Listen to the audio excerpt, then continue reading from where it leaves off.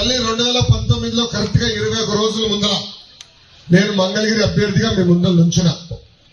ఆనాడు వాస్తవంగా మీరు ఎదుర్కొన్న సమస్యలు నేను తెలుసుకోలేకపోయా. అదేవిధంగా నేనేంటో మీకు అర్థమవలేదు. ఎన్నికలు అయిపోయినాయి. 5350 ఓట్లతో నేను ఓడిపోయాను.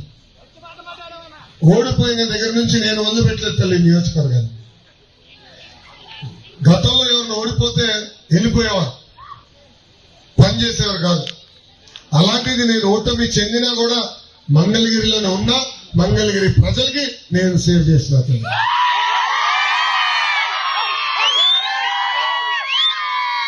ఈ రోజు ఈ సభాముఖంగా కరకట కమల్ హాసన్ గారికి సూటిగా ప్రశ్న వస్తుంది. కరకట కమల్ హాసన్ తెలీదా? అరే మీకు తెలియలేదా? ఇక్కడ చెప్పండి. అరే నువ్వు ఆగమ్మా, పెద్దమ్మకి తెలియదంట చెప్పని. అమ్మా బాలబాబు గారు తెలుసు కదా, పవన్ అన్న తెలుసు కదా, వాళ్ళిద్దరికన్నా అద్భుతమైన నటుడు ఉన్నాడు. అతని పేరు కరకట్ట కమల్ హాసన్. మన నియోజకవర్గ శాసనసభ్యుడు ఆల రామకృష్ణారెడ్డి గారు. ఆయన ఎంత అద్భుతంగా నటిస్తాడంటే 6 నెలల క్రితం నేను రాజీనామా చేస్తున్నా, ముఖ్యమంత్రి గారు అనేక హామీలు ఇచ్చారు నియోజకవర్గానికి, ఏ ఒక్క హామీ నిలబెట్టుకోలేదు అని చెప్పినాడు. ఆనాడు ఆయనే చెప్పారు నన్ను మంత్రి చేస్తానని చేయలేదన్నాడు. నియోజకవర్గానికి 2,000 కోట్ల రూపాయలు ప్రతి సంవత్సరం ఖర్చు పెట్టి అభివృద్ధి చేస్తానని ముఖ్యమంత్రి గారు చేయలేదన్నారు. ప్రజలు అనేక ఇబ్బందులు ఎదుర్కొంటున్నారు, బాధల్లో ఉన్నారు, వాళ్ళ సమస్యలు నేను పరిష్కరించలేకపోతున్నానని ఇక వద్దు నాకు రాజకీయాలని రాజీనామా చేసి షర్మిలా గారు వెనకాల పరిగెత్తుకుంటూ వెళ్ళాను. తర్వాత 2 నెలలు ఏమైందో నాకు తెలియదు, ఏం మాటలు కుదిరినా నాకు తెలియదు. మళ్ళీ సడన్ గా ముఖ్యమంత్రి గారి ఇంటి ముందర కంప్లీట్ చేయడం కరకట్ట కమల్ హాసన్. పక్కన కట్ చేస్తే సీను ముఖ్యమంత్రి గారు కండ వేస్తున్నారు.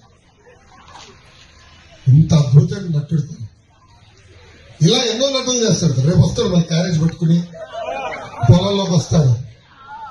మళ్ళీ అదేదో క్యారేజ్ నిలిచినట్టు ఒక యాక్టింగ్, మళ్ళీ ఇంకొక యాక్టింగ్, ఇటు అద్భుతమైన నటన మొదలు పెడతాడు.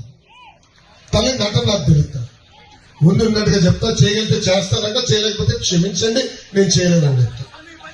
అమ్మా నేను ఓడిపోయిన తర్వాత కూడా కేఆర్ కొండూరుకి ఆరోగ్య రథాలు పంపించాను.